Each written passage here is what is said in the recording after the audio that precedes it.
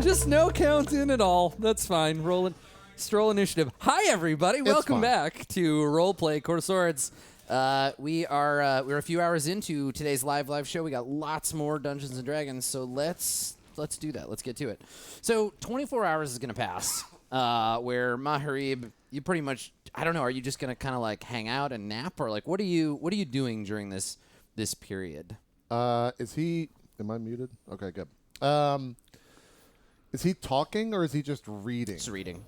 Yeah, flipping pages, making mental notes, translating. Do I see any pages that like make sense to me if I'm reading it backwards, and because I'm reading basically what he's reading? Yeah, like from another occasionally. angle. So occasionally you get up and like look over over their shoulder and stuff. Yeah. Make a perception roll.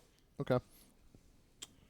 Have you read this journal like front to back? Because you can't read. You can't read Infernal, but you can speak it. Is that right? I guess the question is, have you tried? I think I've definitely tried, but it's not something that I'm like focused on. So that would be an answer that I guess. Yeah. So maybe you could read it if it's like I can read English, but like I still struggle with like Ulysses, right? I struggle with James Joyce. Like it's like infinite jest. You can read the words, but putting them all together might be a challenge. Okay. So make a perception check to see what you see, because you're really looking at what they are noticing and what they're pausing on and like. Yeah. Okay. All right. So +4. Okay. Yeah. 19. Not bad. 19. 20. 20. Sorry. 20. Okay. Sure. Yeah. So you get a pretty. They're not trying. There's no like obfuscation.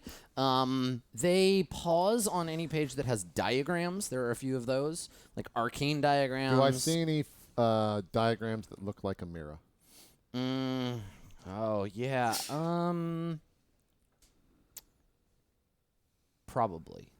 Yeah. There's probably like a Oh, actually. Because like no. So there are several sketches.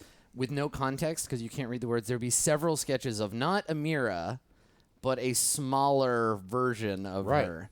Because they used to be friends, and he was all obsessed with her. So yeah, there's some like sketches of like a sort of like young, like kind of scally looking tiefling girl throughout the book. And then there are like medical diagrams, so like corpses that are like laid out and like organs and like various creatures, and then there's a lot of diagrams of like bugs and worms, right, in the later to like mid-late part of the journal. And then after that, it starts getting more and more like insane person scribbling to the point where there are pages that are almost totally black with just ink over ink just filled in. And so that's what you see. And it seems that the stuff that's of most interest are pages with diagrams, and occasionally you'll hear a like, or like, that's interesting, or this again, right? But mostly the reader, Mr. Yang, is quiet. Doesn't really say much. Does he ever like stop to read and just like sip tea or anything? Mm-hmm. Yeah. Okay, in those moments, I think it's like prying to where it's just like, so. Find anything interesting? Oh yes, absolutely. Interesting. Valuable? I'm not sure yet. Did you know the person that wrote this? I did. And are they around? Not in this world. Ah, that's unfortunate. There's some really interesting material here. I'd love to meet the person that wrote this. It seems they're slowly losing their mind. They were. I thought at first that it was written by several different people, but it's the same hand. It's a good thing I like questions more than I like answers. Excuse me. It goes back to the book. Yeah, I think when he gets back, I'll, stand up, stretch, go stare at a wall. Okay. All right. And got 24 hours to kill. Well, after like a period of time, I'd probably ask like the room, Ramus and Berg. They've been in there quite a long time. No word. Think we should check and see that they didn't teleport away or something. I'm not saying me. I'd probably be the worst person for the job, but Well, I could listen to the door and make sure there's people still in there. That'd comfort you.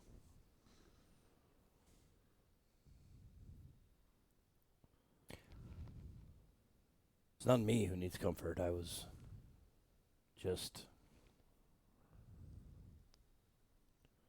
I confess to a curiosity as to how the talks are going. I think it's reasonable to assume that probably you would have, because it wasn't just like, cool, we're going to be here for 24 hours, let's not tell anybody or do anything. It was probably like, all right, I'm going to get ready to like read this thing. Can you go and get someone, one of these cultists, to like watch the door for us and make sure we're not interrupted, right? So like probably they would have organized that. So if you go to check on them, there would be somebody to explain, like, Maharib has asked not to be disturbed. There's something going on. They're going to be busy for like a day or whatever. So you would have been able to get that information. Okay. Mostly I say that just so that we can avoid the whole, like, let's rehash explaining the whole thing again. Yeah. So And I would have... you become aware of this. Okay. Then I would have sought out Vani Okay. to let her know that we may have found a way around showing the ritual. Do you go the do you go sacred by ritual. yourself? I would, yeah. Okay. Vani, like day to day, when she's not just like around waiting for a PC to come and talk to her, she does things. So she like she's like a doctor. She's a spiritual leader for the village, and she's also, I think we mentioned her being someone's apprentice, but we've never seen her master before. And so she has some mysterious person that she is like learning from. Okay. So I think that when you find her, you're Does he have eventually a really directed- big holographic head? Like, yeah, exactly. So you, it's like Supreme Leader Smoke. Yeah. because it's gimmick, so you can find her. You can find her in her. You can find her in her like her lair. Basically, she has this cave. Where I believe she took Maharib, and this is like her ritual space. So that's where I think you find her. And she is, when you walk in, she's having that kind of like, you come into the end of a conversation between a doctor and a patient, where she's saying to one of the tribe's like warriors, she's like, just try to stay off it for a couple of days. You're just going to hurt it worse if you go back out there. And he's like, all right, Vani, I'm sorry. And she's like, all right, get out of here. And then she looks up, and her jovial bedside manner immediately just like solidifies, right? Like lava in the face of cold water. She just like goes like stony when she sees you. And she says, I've got a lot to do today. I don't have time to talk to you. I realize I'm probably the last person you want to see, but there has been a development that I think you would be happy to hear about. In lieu of the person that I brought here, that was an affront. I realized that. I knew it when I found out that they were coming. But in order to stem the offenses that I would be giving, we came up with an alternative to them finding out any more about your sacred rituals, your people, anything like that. We have a bargaining chip, and although he might not know it, I convinced Maharib to speak on behalf of you and the tribe and your people without giving away any of your secrets or your rituals or rites. He has something that they want, I dare say, more desperately than anything you could offer. And it's not meant as an offense. So, I came here to inform you of that and to give you my apologies once again. And once this rite has been enacted, I give you my word that I will leave and never speak of this place again. Whether you believe me is up to you, obviously, but I'm telling you that because I'm a man of my word. I think she knows that. I think she knows that that's true, right? Because you're the only person she's used her like soul penetrating beams on, Right. and I think she sighs like all of that. She's listening and just stone face, and there's this sigh, and it's the kind of sigh of like, it's not disappointment. It's just like, this sucks, right? It's a like, yeah, like bad things are happening. This sucks. Let's see how effective you are at persuading her to like believe you. Okay. And to listen, because she knows. I think she knows. I don't want to say she knows you're a good person because that's not a thing you can learn about somebody. But I think she knows that what you're saying is true. She understands how you work, maybe better than anybody else here, Right. Because of magic. So Okay. yeah, go ahead and make a persuasion roll. Okay. 23. Okay. All right. So yeah. Oh, wait. No, I'm sorry. I'm so sorry. That's okay. I did it backwards. It's 13 plus my modifier, which is 6. It's only if I roll 10 or below. Yes. So it's 19. 19 total, yes. Okay. My bad. So yeah, she sighs and she says, I wasn't lying. You know, I am very busy. I have things that I have to do today. Yes, it was, how did you put it, an affront that you brought this uptight sorcerer here, but I can only blame you so much for tracking mud on the carpet. You have to understand that it's not just about giving these people a sacred ritual. That's certainly part of it, but the court is an arm of heaven, and heaven wants nothing more than to see us and our way of life stomped out, extinguished. While that may be true, every other year that has passed, right now, they're scared. And all they care about is survival from the plague that is the Necromancer King in Grave Dirt. You are very low on the list of things at the moment. Bringing this agent here has put us higher on that list, 10 Pillars. But if you think you can send them away without endangering us anymore, then that might help to fix what you've done. This thing you're offering them instead, is it a weapon? It is not. It is information that has nothing to do with you or your people. I don't know if you're lying to me, if you're just being naive. Even I, a backwater shaman, knows that knowledge is the most powerful of weapons. If there's any way for the Court of Coins to turn this against us, and by us I mean anyone who's not them, which I know is a hard distinction for you because they're your allies, puts us in danger.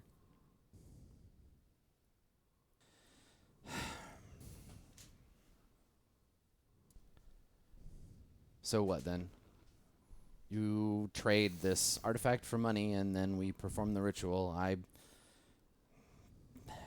ignite some spark in this dead person you've brought me, and what? You all just leave? Go on your way? I can't speak for the other three, but for my part, if that is what you wish, then yes.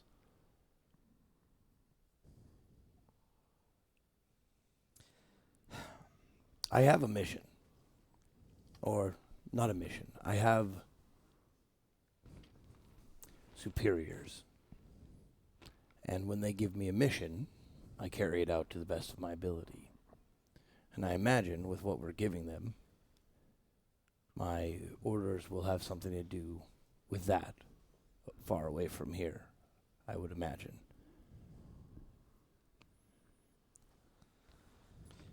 Where you're from, what we do here, following the Fire Lord, worshipping any of the primordial gods. It's illegal, punishable by exile or death. If we're going to survive, that has to change. So if you leave and you go home, I want you to remember the good that we did for you and for your friends here. Remember that the things that your court says about us, they're not all true.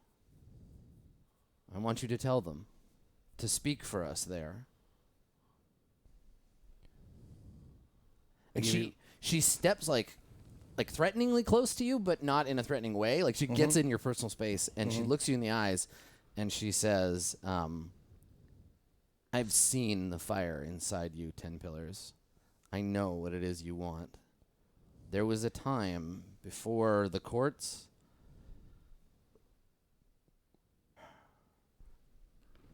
Emperor Faye was, as I understand it, a hero. A hero for heaven, serving their purpose. I would suggest you look deeper into that story. You and your friends, and by that she means other like imperialists, right? So I should brought up Emperor Faye. You and your friends, there may be information you're missing. For now, just keep our secrets away from that person. If you can get the materials, I'll perform the ritual. One last question.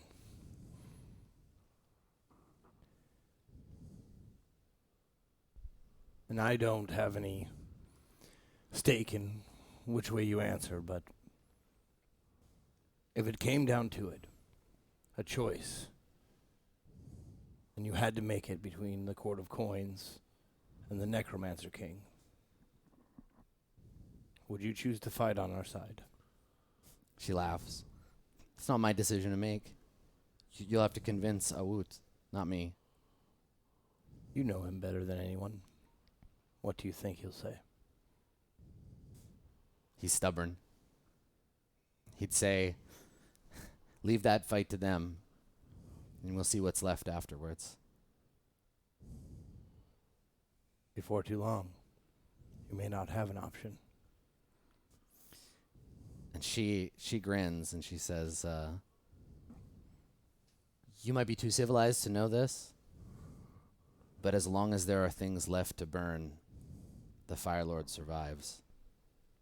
And I smirk at her like, well played. And as you hear somebody clears their throat like at the entrance to her little like ritual like room. Yes. And you look and there's a very like put out looking pregnant woman and like a sibling or something, somebody helping her. And so she's like standing like holding her belly and looking at you like, are you almost done? Yeah. Like, I want to get my appointment. and then I look directly at her. I've taken too much of your time already. I'll show myself out. Yeah, and so as you're leaving, the pregnant woman comes in, and Vani greets her, and she says, within earshot of you, in common, she's like, "Who's that man?" And Vani says, "A guest of the Embers." And the woman says, "Well, what was wrong with him?" And she chuckles and like looks after you as you leave, and she says, "Swollen conscience." And then the two of them just start talking. She's like, okay, how are you doing? Like, you know, she goes back into doctor mode. So meanwhile, during the sort of 24-hour period, Berg and Ramus, is there anything that you want to do? I think we're just waiting around for the negotiation to finish. Yeah. Okay. Berg's probably, I mean, he's waiting with Ramus, but interested in the axe. Not getting too close and definitely not touching it, but trying to get a feel for Not it. touching the Looking axe. at it, studying it. I just imagine him like looking at it and like just kicking it slightly, like scooting it with his foot. Stick. Yeah. I think at one point he grabs like his hammer of heaven and like moves it closer to see what happens. Mm-hmm. Maybe Ramus is just like watching him. Yeah. I mean, you're watching Berg like do some magical experiments. Make an Arcana check. Okay. I know it's Berg's like best skill. He's super good at it. -1. It's not your worst skill. Get It's it out not of there. too bad. Yep. Yeah. All right. -1. Yeah, All it's right, here it definitely not comes. his worst. No. -1. Wow. Hey. Hey, not bad. 15. That's good. All right. So, Scientist Berg. what are you trying to? You're just trying to see if it like reacts. Just okay. seeing what kind of reaction it is, because obviously he's able to figure out that it's pretty different. Yeah, in you're the way it no operates. you're no geomancer. But Yet. yeah, that's right. But yeah, I mean, for you, I think the impression that you get is almost purely like mood. Like something about being in the same room as the thing makes you uneasy, and it makes you feel kind of itchy. Like you're not sure whether you want to like pick it up and swing it around, or you want to get out of there and never look at it again. Like it's giving you weird vibes. The more you focus on it, the weirder those vibes get. So you start to feel uneasy, and then you look away, or you like take a deep breath, or maybe think about what Vani taught you about meditating, and that feeling fades. And then the more you pay attention to it, the more intense that sense of nervousness gets. So you kind of go back and forth between those things. If that's happening then and he figures out, that's the cause of it, he'll just stop paying attention to it at a certain point then. Yeah, and just leave it in your peripheral vision. Okay, cool. Yeah. And then Ramus, you're just sort of like nervously like waiting for... Yeah, I'm more focused on the negotiation because there's so much writing on this. Okay. It's occupying all my thoughts. He's scrying, just like, Yeah. interesting. Okay, all right. So a day passes, and if by whatever circumstance anybody isn't already like fully rested, I don't think we've had any conflict since last time, so just make I sure don't you're all think so, full no. health and stuff. So a day passes, and is it you, Maharib, that says like, okay, man, time's up, or do you just leave it, assuming that Mr. Yang will be like, okay, it's been 24 hours. I definitely let him make the call. Like, Yeah. however Okay. long he thinks. I mean, 24 hours is 24 hours, but when he's done, he's done. Like, I'm not going to rush it. Yeah, sure. Okay. So yeah, it's not like you're looking at the clock and you're like, oh, it looks like our time is up for this appointment. Yeah. Okay. Yeah. So there is a sound. Maybe you're like dozing slightly or something, or maybe you're like not I'm fully probably paying in the attention. chair just yeah. doing this, and then Yeah. So the starts to sound, the doze off. sound is, I don't have a book handy, but it's the smack of the back cover closing. Yeah, I And think that startles yeah, and me. it I wake up. startles you awake. Hold on, I got it. Foley artist. I got it. Ready? Zeke over here. Ready? There you go. So yeah, smack, and then they lean back and like look at it, and they look over at you, and they're like, well, I mean, you've got me. It's just intriguing enough that I can't very well give it back to you, and it's obscure and difficult enough to understand that I'm going to have to take it back to a lab and examine it. Really brilliant move. You should have just led with that. So I'll get you your gold. But if there's anything else you can tell me about this thing, where it came from, how you got it, how you got there, I'd appreciate it. There's that. Just. Do you own any land? Yes. Wait, what? Were you just over there like fucking nudging him the whole time? Like, About the land. Ramus just like, yes, Yeah, they- come on, yes. the And they land, look at you man. like, what? What? Some land. Do you have any? Does the court have any that could go along to sweeten the deal? Doesn't have to be good land. In fact, I'd prefer if it wasn't. Yeah. We have this open cesspool that we could give you. It got too full, and now we don't use it. There's this pit of corpses that we Yeah, use. right. Everybody's just been throwing their garbage in it. well, we have a big plot on the turd fields. Exactly. It's just north of Castle Shit. So, yeah, they're kind of taken aback, like this is a weird request, and they say, I don't have. That's a different division. I don't. It's not my bureau. It's not something you could acquire. Maybe with time, unless you have something else of value and necromantic providence you wanted to trade for it. Ask me a question. I'll see if I have an answer. I couldn't help but admire that interesting weapon you were carrying around. It is not for sale or bargain. And then I suppose you're going to have to keep looking for land elsewhere. I hear there's plenty of it available in the Court of Swords. Ooh. I mean, that's not necessarily a burn on me. No, it's it's a burn on the whole game. Yeah. If Yeah. anything, that gets like a laugh out of Mahari. Mm-hmm. You're not wrong there. Perhaps we'll seek elsewhere. How fast will this gold appear? I'll have to return to the court to obtain it, and then I can bring it to you myself or have it delivered. It shouldn't be long. Matter of hours.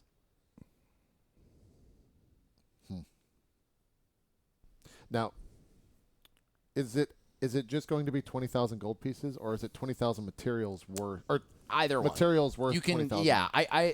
For me in my head, it's a stand-in for one or the other. So Okay. like, basically, you'll get everything you need. There won't be any more like, now I got to spend a week buying crap at the market. And now we must find the place. Yeah, Go no, spend. no, it's all. So it's 20,000 gold as a stand-in of 20,000 gold worth of ritual magical materials. 20,000 MacGuffin bucks. Yeah, Yeah. I just like 20,000 gold is a lot to carry, so I wasn't. Yes, yeah, no, it'll just be brought to you. They'll basically just teleport you a chest and be like, congratulations, here you go. Okay. All right.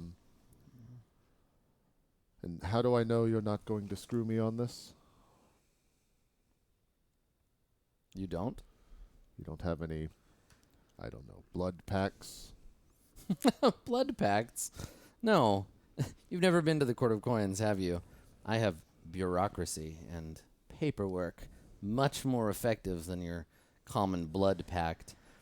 And they pat their like little chest. They have a pouch on their robe, and they pat it, and they're like, I have all the important paperwork here. I need only to sign it, stamp it, and deliver it to the bureau. Can I ask a question first? Of course. This 10 Pillars, have you worked with him before? I'm aware of 10 Pillars by reputation, and I suppose now in person, and I'm unsurprised. The stories match the man. The reputation was, or is? We employ agents throughout the world, embedded in various situations of matters of security to the Court of Coins, dangerous places.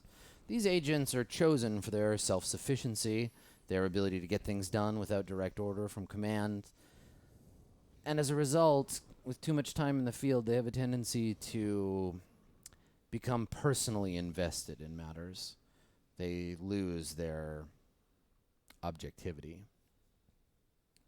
There's been some talk in the Bureau that that's a risk for 10 Pillars. This is a dangerous area.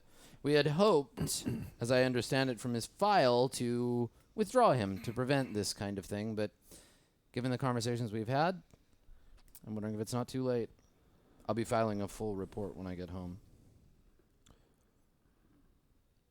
Can one leave the service?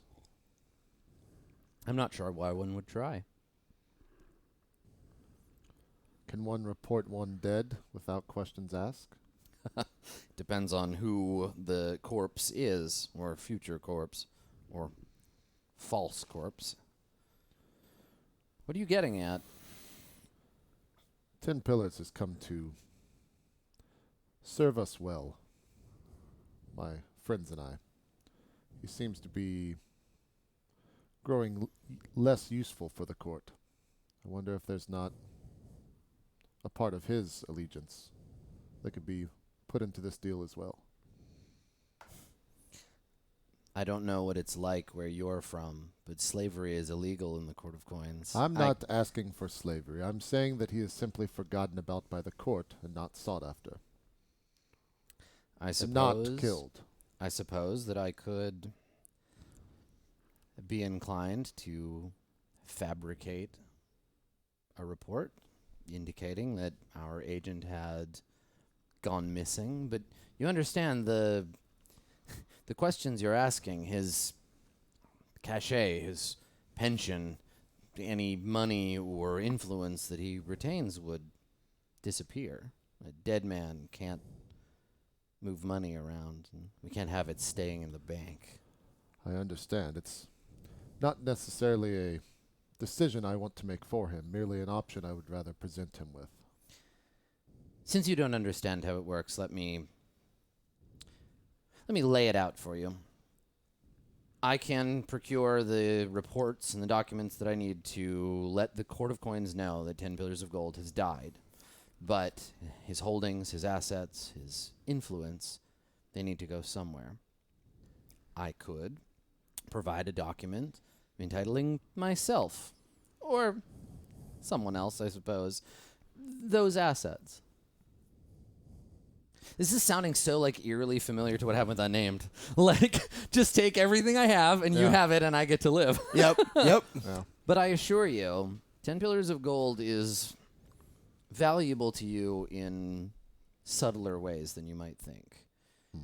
People like yourself often lack a connection to the world, to others, to people. But the Court of Coins doesn't work like this place does, with everyone just running around doing whatever they want. You have to have influence. You have to know people. For the time being, I think, and this is just my opinion, I think 10 Pillars is more valuable to you as an agent of the court. I was expecting you to be that agent. No, we do different work, 10 Pillars and I. I'm interested in sorcery, magic, the arcane. I want to understand things no one else has understood. That's why I'm in the division I'm in. This book, and they pat it almost like possessively, like my book. Like the deal isn't even done yet, but they're holding on to it. And then so they pat it, and they're like, which is why this was the perfect lure. I feel entirely outplayed, and frankly, I don't mind. Not if I get to keep my hands on this. So, the deal. I'll get you the material you need for this little primal ritual. You can bring your dead Maraborn back to life, or whatever semblance of it that they could have. You get your girlfriend back. I get some magical secrets. We call it a day. 10 Pillars can continue on their peace mission. And the way they say that is like very clearly like 10 Pillars can continue doing whatever the dumb fuck. Yeah. bullshit they're doing. I don't personally care about that. Peace in the Court of Swords. Who cares? But yeah, you got on the hooks in with this thing. But anything more than that, you have to give them more than just the journal. Okay. Do I have to sign something? How is this finalized? I take the book. I file the paperwork. You get your gold or your materials.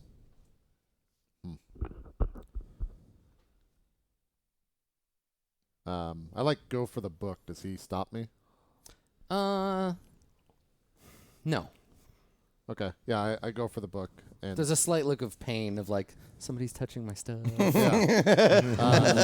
touch my thing. And That's my phone. Put it down. I thumb to the page with a mirror on it, and just kind of like stare at it for an amount of time. So yeah, they notice and they're like, she comes up quite a lot in the earlier bits. Who is it? Who is it to whom? To me? To the owner of this journal? So you've met her.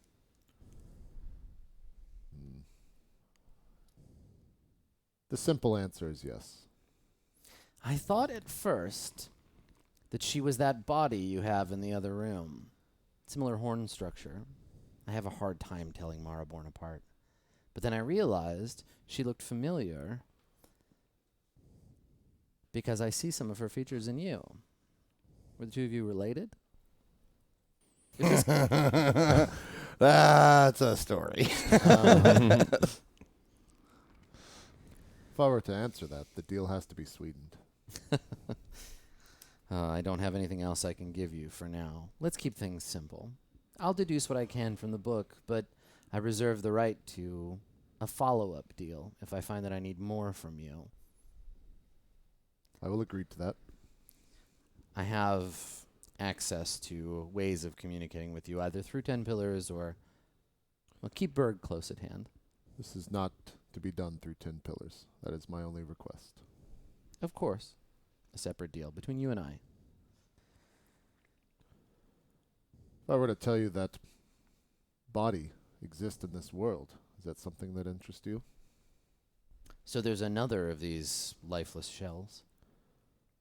In a matter of speaking, my understanding is that it is not as pristine. Where is it? That is another problem. Let's just say it's in a place not easily accessible. Part of those future conversations. Indeed. I have to say that this visit is much more intriguing than I anticipated. I did not expect an ally to come out of this conversation. Let's not get ahead of ourselves. So, the book, and they take out a scroll and unfold it, and it's got a whole bunch of like imperial common characters. So you can read it, but it's legalese, right? So it's all the stuff about like it's a requisition form for the material. It's all been pre-filled, and at the bottom there is a spot for like a wax seal, and they reach over and grab the candle they were reading by and drip some wax on there, and they take out a wooden. It's basically like a stamp. And then they look at you and they say, "So, it's a deal?" It is a deal. And they stamp the document. And wait a second, and we watch it. We get a nice like tight like macro of it like hardening, and then they roll it back up and tuck it into their shirt, and they say, "Keep the book for now. I'll go and get you your materials, and when I return, you can give me the book." Very well. Good. Right. And then they say, they look at you and they say, a bit of room, if you please, and like kind of get you, like ask you to back away from them a little bit. I just turn around and leave. Yeah, perfect. So you walk away and you don't see, you get your cool guys don't look at teleportations moment. Where as you walk out of the room, there's this swirl of magical energy, this, and then that same like popping feeling as they disappear. Yeah. Yeah. And I walk back into the room. Yeah. Okay. I mean, everybody's like doing their own thing now, but you go back to Ramus's room, and Ramus was the one that was like waiting. So Ramus, you're there when Maharib comes back. Yeah. I think maybe if I see you at first, the deal is done. We have our whatever. I had complete faith in you. Mm-hmm. Do you need to make a deception check or? No, it's true. Like, Yeah. I thought you'd do it because I thought like what you were giving him was something that he would want. So I was like, I think it would work. I asked for your land. It did not come out of this deal, but there may be future ones. Casa de Ramus will have to wait. Thanks for trying, though. He will return with the goods. I will hand him the book, and we will move on to the next step. Well, I would like to say thank you, Maharib. I know you're don't like negotiating and stuff, but you did good.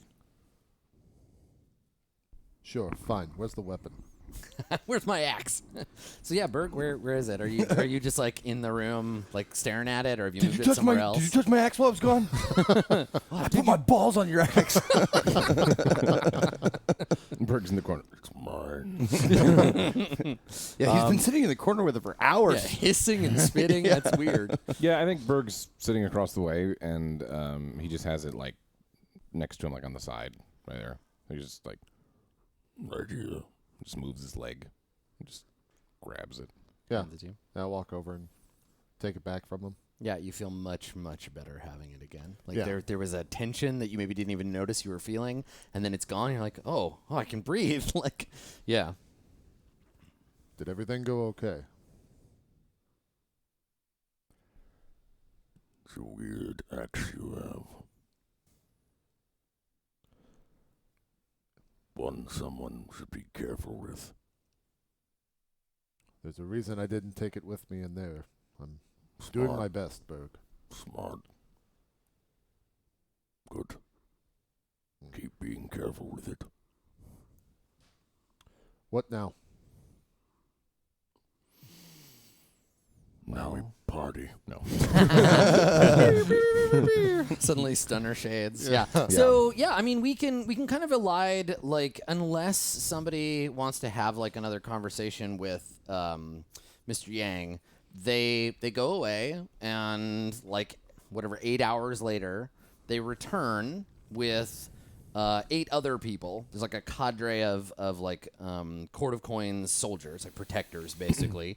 And you would recognize them by their uniform and their gear. They're the armed branch of Special Projects Division, so they're like treated. Their armor is treated with like anti-magical. Like they're the SWAT team for magical threats. They're like basically. the Swiss Guard for the Pope. Yeah, they're fringe division. Yeah. So they're like they're the protectors in case something goes wrong, or in case, you know. So they show up and they bring like a bunch of chests full of stuff that doesn't make any sense to you but looks expensive and important.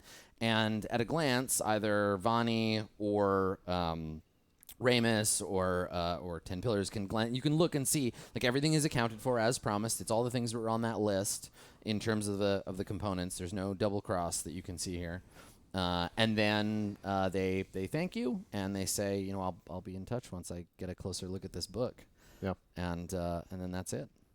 Unless anybody has a conversation they want to have with them, I think we're good. So you've checked that off your list. You have 20,000 gold worth of magical materials in exchange for personal information and confirmation that the void does indeed exist. And it is now, that information is now in the hands of the Court of Coins.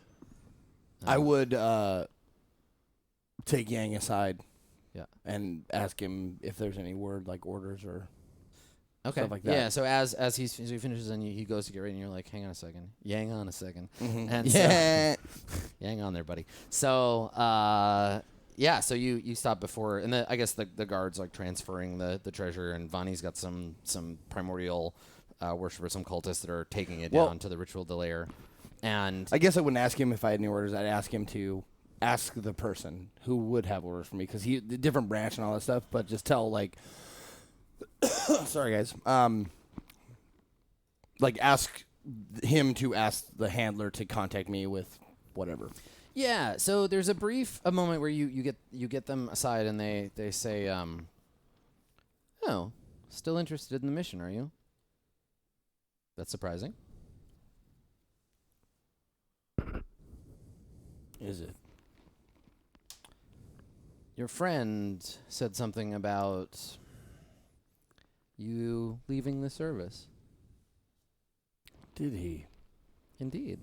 I made no mention of that. You might want to speak to him about it. I'll let headquarters know that you're still operating. Good luck out here. Give the king my best wishes. Of course. And with that, the group of them teleport away back to the Court of Coins. So, what's left on the ritual grocery list? What do you want to tackle next? You need a vessel for the soul of Bahath. You need a place that the battle can take place, and so you need, like, the metaphorical bridge, and you need a gift for Imix. What do you think? Wait, I think vessel for Bahath was, that's the body, no? No, Am I it's crazy? like it's a, like an intermediary. Intermediary. It's like a between the two. cup. So Yeah. she's going to Okay. destroy the sword, free Bahath's spirit, capture it in this other thing, and then use that thing to then Man, shunt that it sounds into. complicated. Yeah. I think then maybe like the 4 of us or 3 of us, whoever, are sitting around the table and we're just like, we need these things. Any ideas? I think roping Vani in would be. Sure, yeah. Yeah. Yeah, we're meeting with Vani then. Yeah. Yeah. That's Okay. what it is.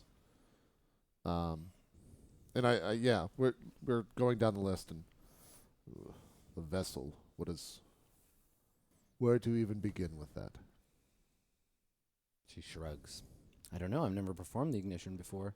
I didn't even know it was possible until you asked. Are we talking another, I don't know.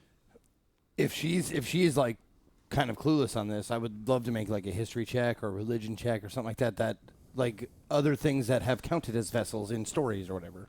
Yeah, sure. Okay. Yeah, you can make an Arcana check Oh, of course. because it's about magic, right? Yeah. So All right. Arcana check is +6 for me. That's pretty good.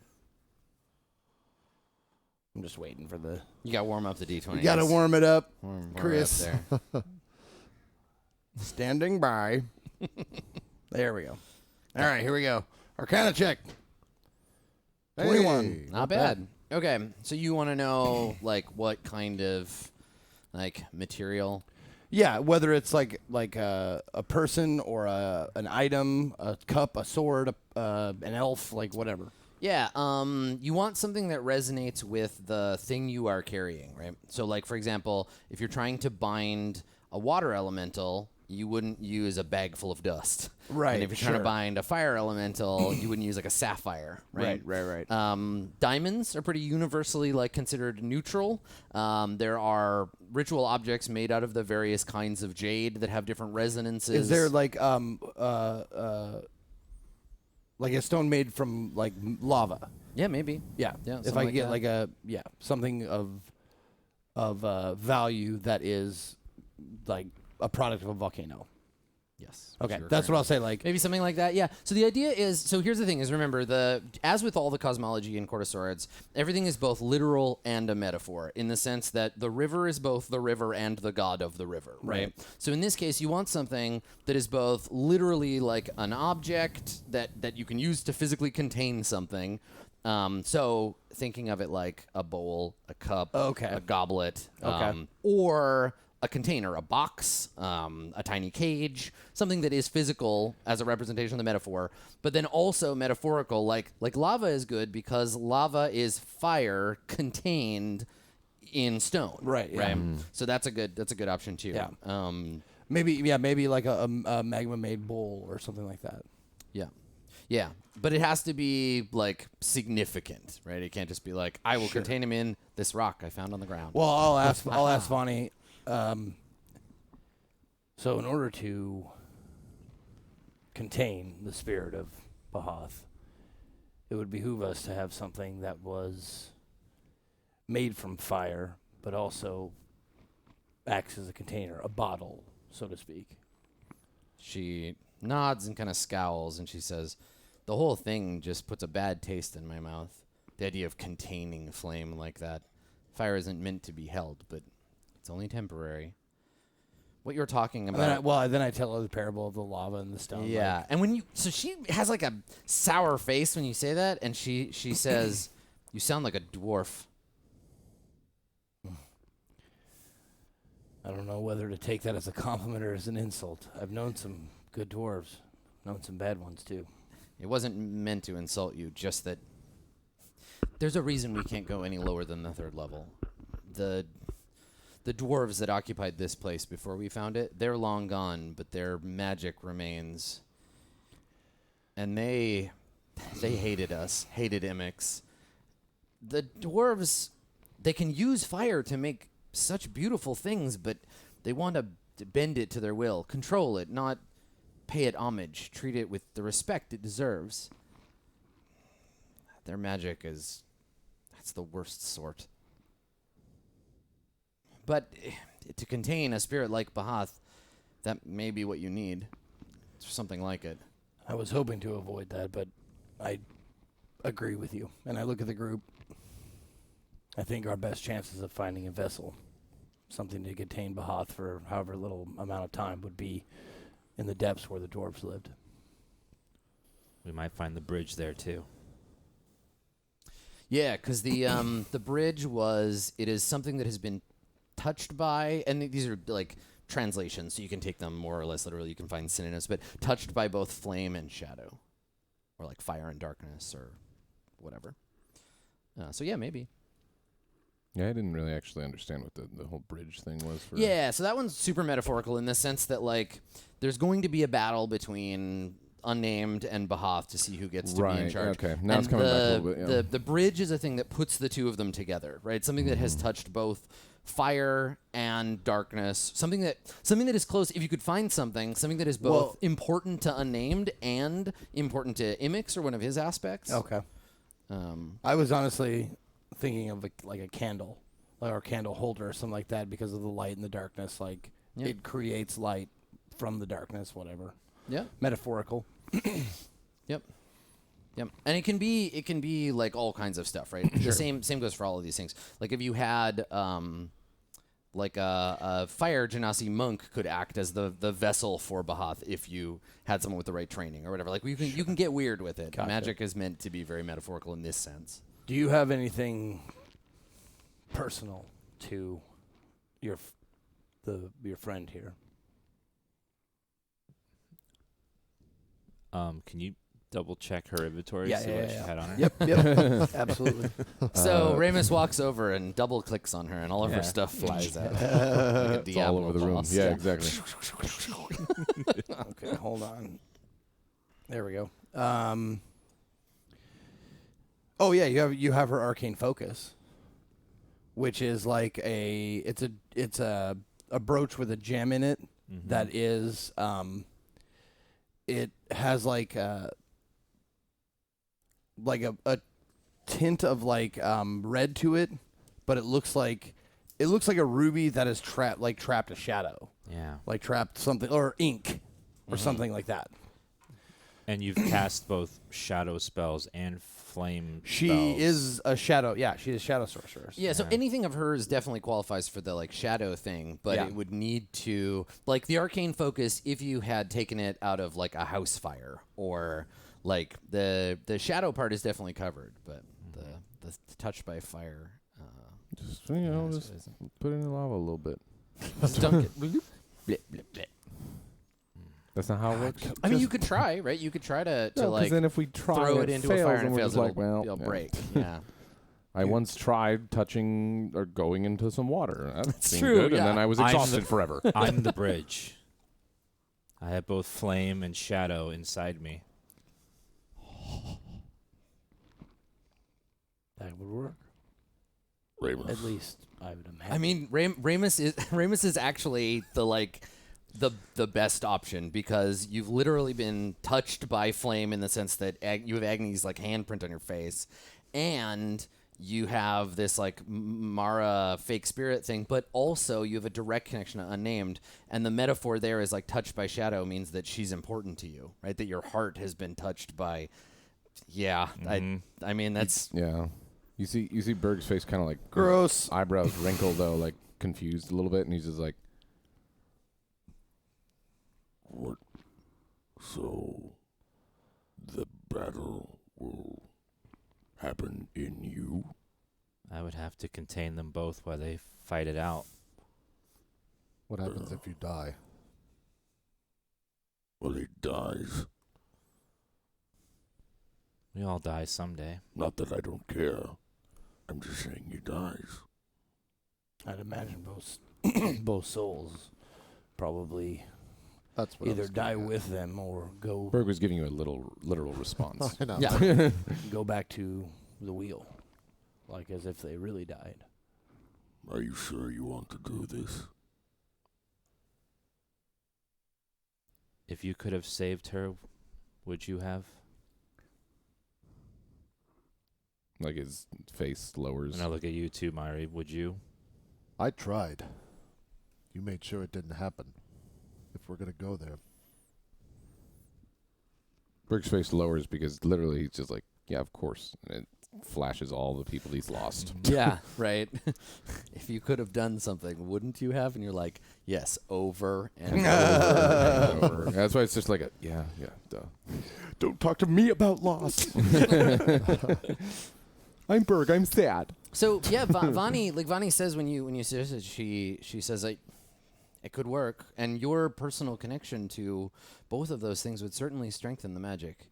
So a vessel.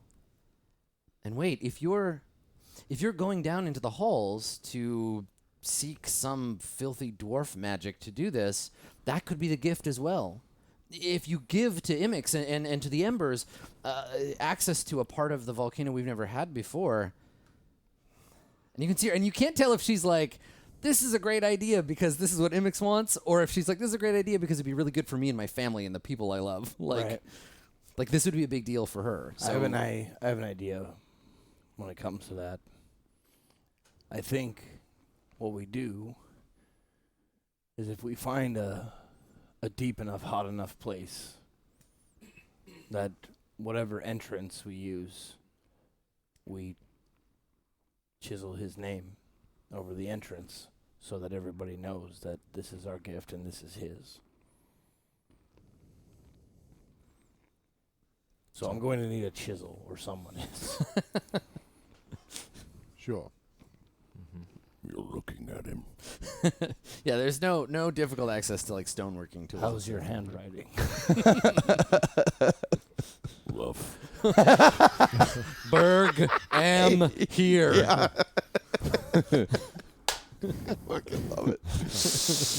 Very well. lives. It's We just have- Berg we have- with an arrow pointing to Berg. Yeah. It's me, Berg. How are people going to know it's you if you're not standing right next to the arrow you chiseled? So Vani says, if you are going down into the halls, we have some records left over from this place. I don't read or speak Dwarvish, but you could look at them if any of you do. I do. That would be great. Right. Well, I think they're stored upstairs. Come on. And so she leads you to a room you hadn't seen before, not because it's like hidden or anything, but it seems to be the place where they're keeping kind of like material that's important. Like the door to it is like closed and stuff, but that they have no use for on a day-to-day basis. And among those, she comes over to a Stop playing with shit. I'm gonna take it away from you. But it moves on the table. I will say, I'm very impressed that JP hasn't fiddled with his dice at all this time, because that's a very normal thing for you to do. I gotta put this pen down is what it is. So you're led here. She opens this big stone chest. She crouches on it, opens it up, and instead of the interior being like a big empty space, it's a bunch of slots, a bunch of like thin like slots. And she reaches in and she slides out like a stone tablet, and she puts it on a table. She points at it. It's covered in Dwarven runes. Yep. And she's like, dwarf gibberish, but maybe it'll be useful to you. We found this on the second level, and nobody had the heart to destroy it. I do so- the Indiana Jones thing where I say like, may I have a piece of parchment and some coal? There's honestly not a lot of paper around here. Tends to Burn. but I'll see what I can find.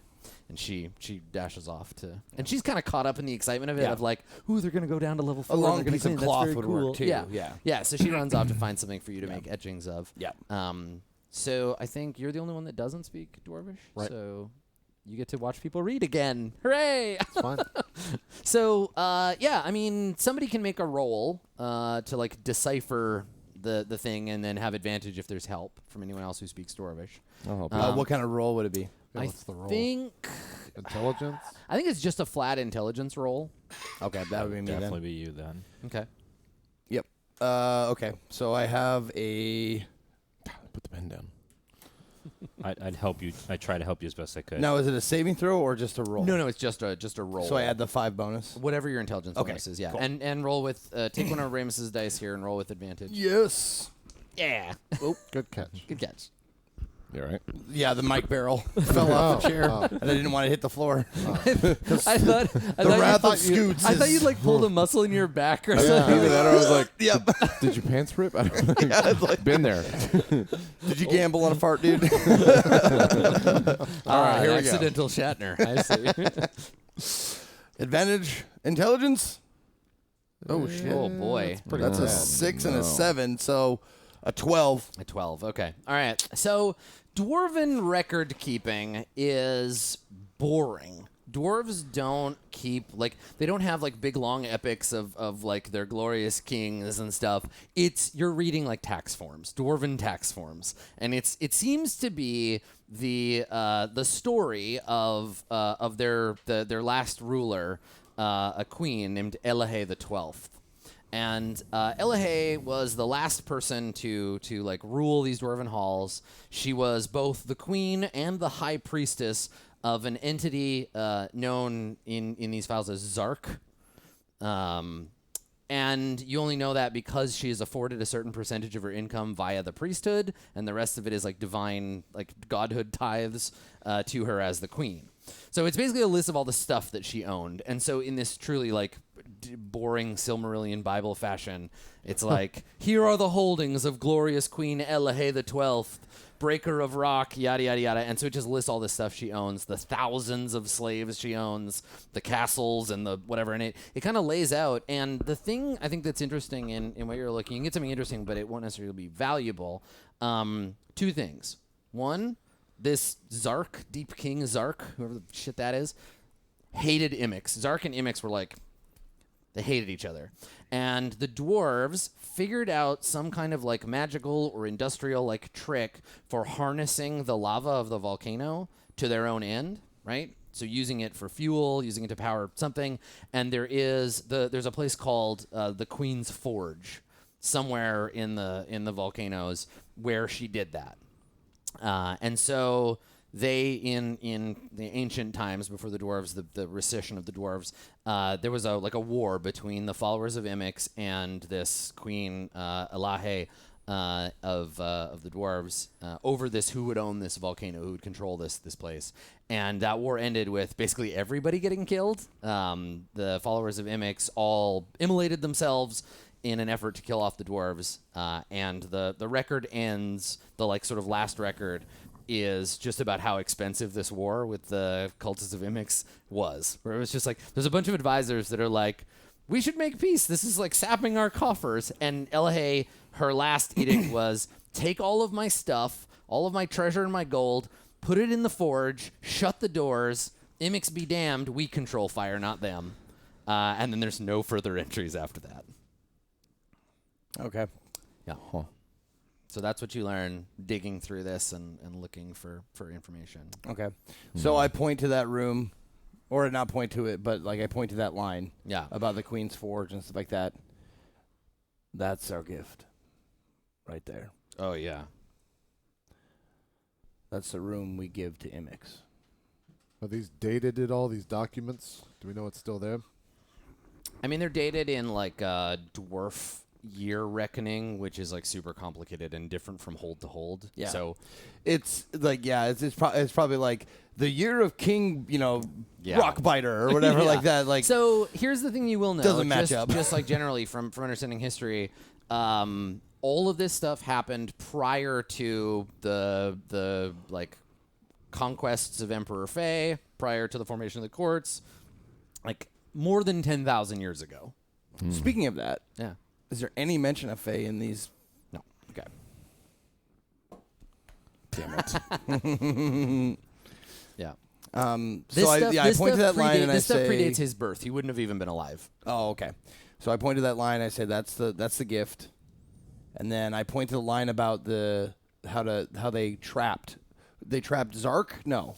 You don't know. Make a religion check, somebody, about Zark. Okay. You can do it with help, right? Because actually, Yeah. hold on. So what's your bonus for religion?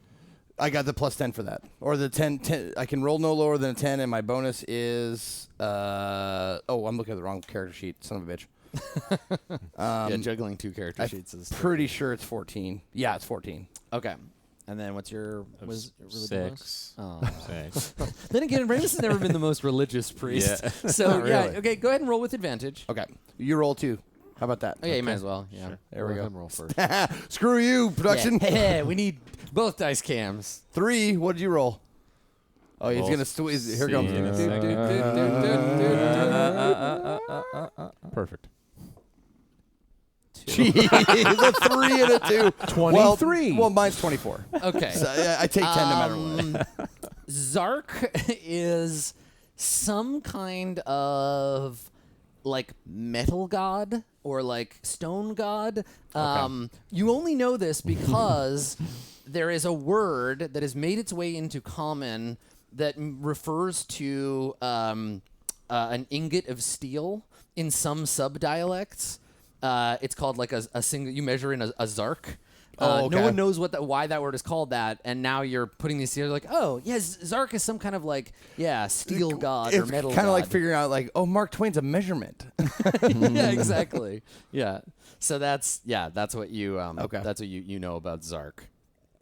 Cool. Okay. So that's what I know about him. Yeah. What did I read about him? That All you know from these records is that Queen Elahe XII was both High Queen of this volcano castle, Right. and the High Priestess. She's Commander-in-Chief and leader of the church, right? Sure. So she was also first among the worshippers of Deep King Zark. But you said they had created a way to.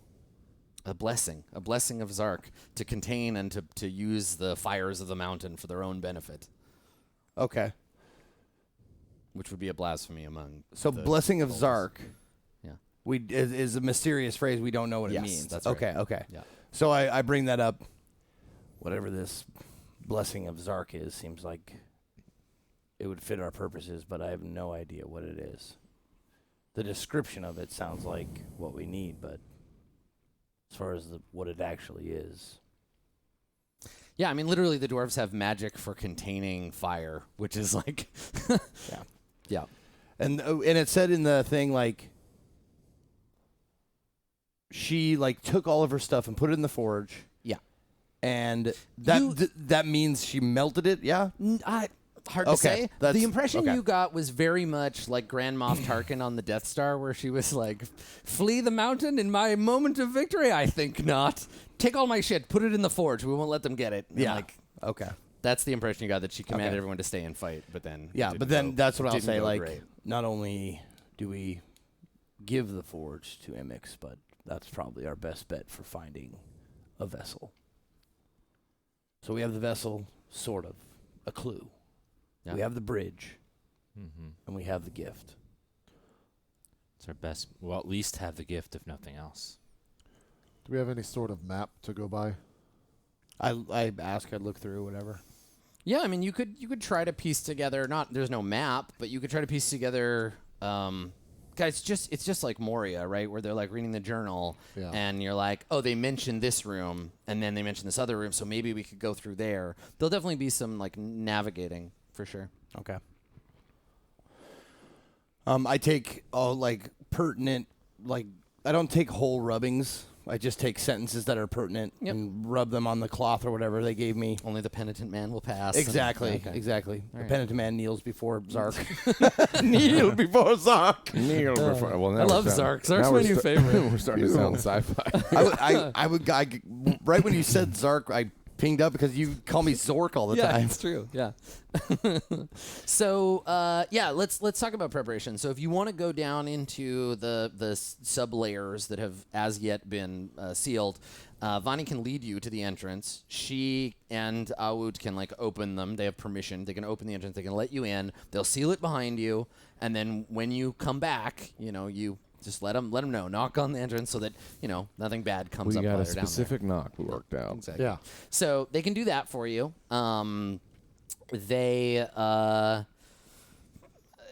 They're very thankful and they have gratitude for you going and doing this thing, and they hope you'll survive. But like, if there's any other prep or anything that you need to do before you go down there, this is the part where you save the game before you enter this dungeon. So Right, yeah. Make sure to bring a tent.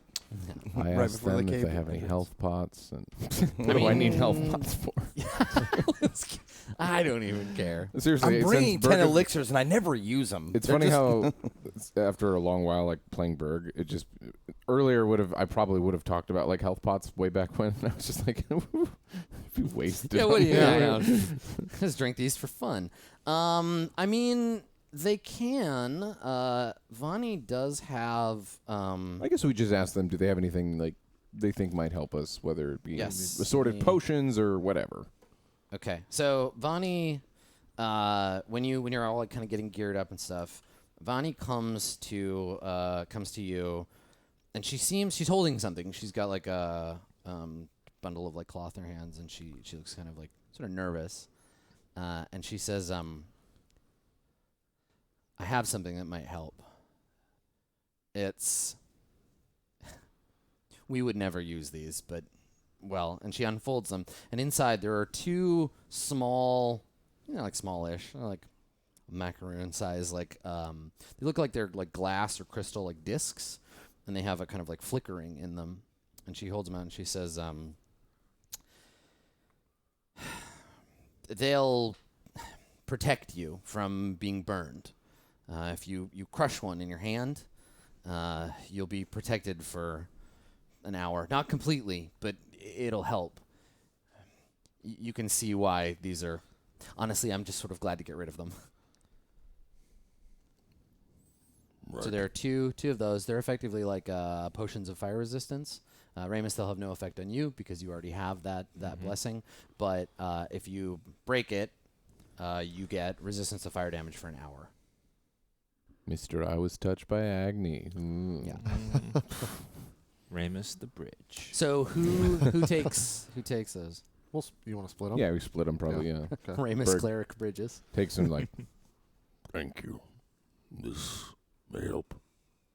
hands it to Maharib. Yeah. And she says, and hey, if they don't and you die in some lava, pretty good way to go. Is it dark down below? She shakes her head. No. I've never been down there myself, but grandfather always said there was a glow. I never knew what he meant, but I guess you'll find out. I assume you have some way of illumination magically. Some way to what? Illumination, light. Oh, yes. I figured. Can we Well- leave the body with you and the weapon with you, Vani? Wait. The weapon. You're leaving it? I'm taking the axe, but I'm not leaving, or I'm not bringing Bahoth down there. Oh, my mistake. She nods and she says, I think it's best that we move both of them into my sanctum.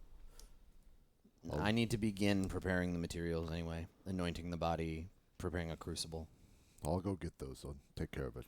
Okay. So I go do that. All right. Okay. Ramus, anything you want to do before you head down there? One more bowl of Doug's noodles?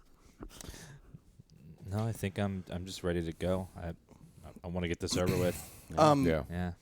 I excuse myself just for a minute so while we are getting ready or whatever. And just out of habit and just out of tradition from like when I was a boy, I just realized I have in my inventory fortune teller's tools. Yep. So Yeah, you got a tarot deck. just not that I believe in it, not that I like or not believe in it, but hold a lot of stock in it. Mm-hmm. But I would love to do like just a 4-card reading for the adventure that we're gonna or the journey we're going on. Okay. I don't have any tarot cards, but That's okay. I was just about to ask you, I'm like, are I you have doing a this s- because you have tarot cards on? no, I didn't bring them. No, I honestly just was looking like because before we go anywhere, like I see my inventory, like what do I need, torches and that kind of stuff. And I looked Yeah. at my tools, like I have calligrapher's tools, which is going to be fun or going to be useful, because for writing out maps and that kind of stuff. I say this out of the purest love, but it would not be out of character for you to be like, okay, before we go on this adventure, I'd like to have a flashback to my childhood. It's only going to take like 45 minutes. Yeah. I just really need you to know this aspect of Yeah. Well, So let's just elide it. Let's have you make a religion check. okay. And you just want to get a general sense of like what. Now, normally we do the cards and the whole thing, but Yeah. I think it's fun to do a religion check. And what do you have in mind? What question are you holding in your mind when you do the reading? Will this journey be a success and everyone will live? Yeah, right. Okay. It's a pretty classic like, is this endeavor going to succeed? Yeah. 13 plus religion 27. Okay. Yes. Yeah. There is this like the sense you get from the reading is you are carrying a great burden with you into this endeavor. The endeavor itself is going to be full of hardship, but if you persevere, it will be of benefit not only to you but to many more people, to those around you. Right. Okay.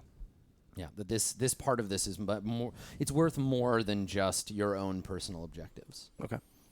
Cool. Yeah. All right. So time to unseal the Yes. hidden corridors and head down there. Okay. Yep. All right. So I need to know. Somebody is going to be making a survival check to lead the way through the tunnels of the dwarves to find this vault of the queen. Yeah, +3 survival. Who I got a is it plus going 4. to be? I have a 5. Okay. 5? Okay. All One of right. them, yeah. Okay. I would assume, yeah, I mean, he got like the map, so to speak, so maybe Dan helps him. Yeah, that's fine. Does that make sense? Okay. So survival check with advantage,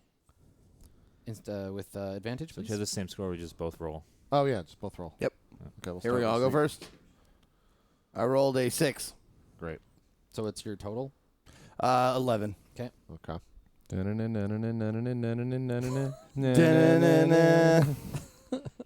go, Yeah. buddy. All right. 22. 22. Nice. All right. So, thanks to here's the thing. I'll give you. It's a montage, right? So you're traveling these halls.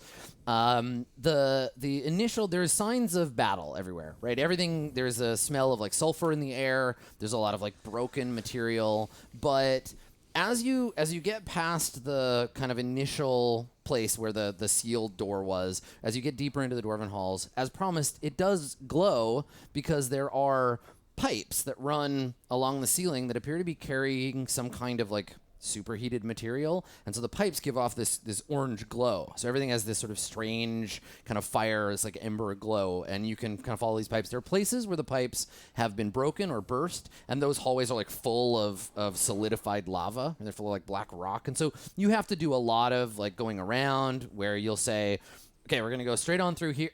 And then you come around the corner and there's a big block. Shit, you gotta find another way. So you end up spending like quite a while down here trying to navigate around these things, following the map, kind of getting lost for a bit and then finding your way again.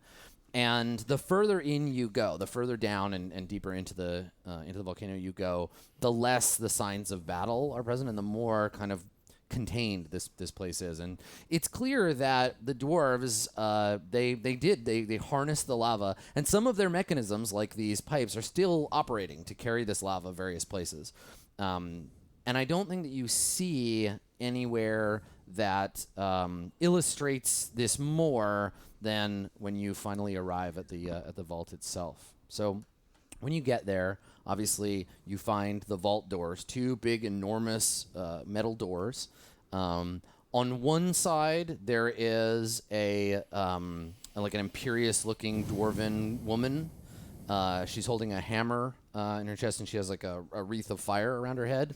And on the other, there is a figure. There's 2 figures on the other door. One down below is a man-shaped flame, right? You can see like 2 eyes, and it's at the bottom, and it's kind of like got its arms up, and there are chains wrapped around its wrists and its neck, and then the chains lead up to another creature. It's like almost looks like a basilisk in a way, like a pangolin. We saw those in the void. So it's got all these it's a reptilian creature with multiple limbs, and it seems to be made out of like interlocking metal plates, and it's holding the chains and like looking down at this fire creature that's been enslaved. And then there is the door. And above it, in Dwarven, it just clearly lays out, like, herein lies the sacred forge of Queen Elahe the 12th. Glorious is her name and lineage. Long may she reign under the mountain. Keeper of flame, subjugator of the Fire Lord, yada, yada, yada. This big, like, long archway explaining how awesome she is. The door is shut before you. Can I piece together whether opening this door will release something or anything like that? Okay. I don't think so. I think you can tell just by looking at it. Okay. Yeah, I walk up, put my hand on the door, It is warm. but not scalding. No. Like it's Doesn't okay. burn your hand. No. Yeah, I put my hand on the door, look back. Is everyone good? Yes. Yeah. As ready as I'll ever be. 10 pillows. Does it give? I like put a little pressure on it. Not enough to like open it, but just like to see if it is gonna It's very, very heavy. It doesn't appear to be locked, but you'll have to really put your back into it to get it to open. give. Okay. Yeah, then Unless you're pulling it. okay. Yeah, then I pull Okay, you have to make an athletics check. Berg, do you want to help? I will help. Yeah. Well, I pull enough to see if it's going to give. Yeah, and it's like you can feel your muscles start to complain right away, but you can feel it starting to move. You just got to get your back into Then, it. I turn. It will open. Berg will have to help. All right. This is it. I got a belt that helps me do these things. It's true. All right. So you probably have the higher modifier, so you want to roll with Sure. advantage. Before they do, I give Death Ward to every one of us. Nice. Bless us all. Okay. Can you? What does Death Ward do again? If you want to explain that. If you go to 0 hit points, you go back to 1 instead, 1 time. Okay. Cool. That must be neat. Yeah. Like I have We're Death all Ward built Berg in. now. How long does it last? 8 hours. Oh, Quaint. nice. All right. Yeah, but that's 4 slots of that Yep. level, so It's it's a strength, pretty big. strength check. It's athletics. So you have Athletics. your athletics So bonus. it's the- What's your athletics bonus? Give me a moment. When I need to actually use the pen, it's the same as 12. Okay. So here we go. 15 and 6. 15. So 27. 27. Yeah. All right, so the two of you both grab one handle on each side of the door and begin It looks so cool. pulling the door. And so it opens, and a wave of heat like washes out. And it's not like a backdraft, it's not like an explosion, but immediately you all feel like a blast of it, yeah. sweat, just like because this hot air like rushes out. And beyond, you see a massive vaulted room, and the whole thing is glowing orange from these flows of lava that are coming out of the walls and falling down into pools and like bubbling. And at the back of the room, at the far end, at the bottom of a set of stairs, you see literally just a pile of treasure. There's a stone seat in the middle of it, and then there's just treasure piled all around it. And in the seat, there is a skeleton. You see bones. The skeleton has a crown kind of like tipped onto one side, and it has tatters of like cloth hanging off of it, and then like probably still yes, there you go. Yo, what up? Yo, Rollplay, I fucking love you guys. And so you see the Is there the quick tattered question. remnants of these robes hanging, and then some other like jewelry, and you see this across the room. Is there a scale, like a scale with like just a pile of gold pieces on it? Don't touch that. The gold is just That's the one I'd willies. the gold is just scattered all over the floor. It literally seems like she came in, she sat down on her throne, people shoveled treasure around her, and then she died. We don't really hard to say what's up. I'm sure nothing will happen in this room. As you look into the room, the first things you see, there are 2 stone bowls on either side. They're big. They're like 5 feet across, big braziers, 2 big stone bowls, and they're burning with like hot flames flickering. And you walk into this place, and immediately just the heat in the air, the sulfurous smell, the lava kind of pouring in rivers into these pools, and then the other end of the room is the treasure. I would love to do an investigation check to see if I can find anything that resembles the vessel. Yeah. Okay. I'd like to make a perception check to look around for any constructs or things that could animate and start attacking us if we Yep. go inside. Okay, go ahead and make those rolls. Okay. Dan, why don't you go first? Okay. And I think actually it's a perception check for you too, Zeke, because you're looking for something. Investigation is like putting clues together. Damn it. I know. Investigation. 21. 21? 21. Okay. Oh, sorry. Pa-pa. There you go. 21. Cool. Okay. Okay. And then perception for me. Yes. Okay. What's your perception bonus?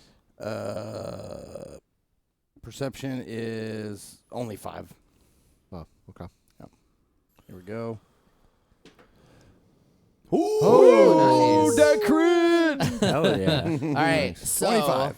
So it's you get a glance at it because it's all the way across the room, but in the pile of treasure, because you got such a good roll, in the pile of treasure you see what looks like a goblet. It's like a big tiki bowl size like drink goblet, but it's a big bowl with a stem, and it appears to be made out of like obsidian and ruby. Okay. And you notice that in the pile. You're like, ooh, oh, hey, look at that. That's not the cup of a carpenter.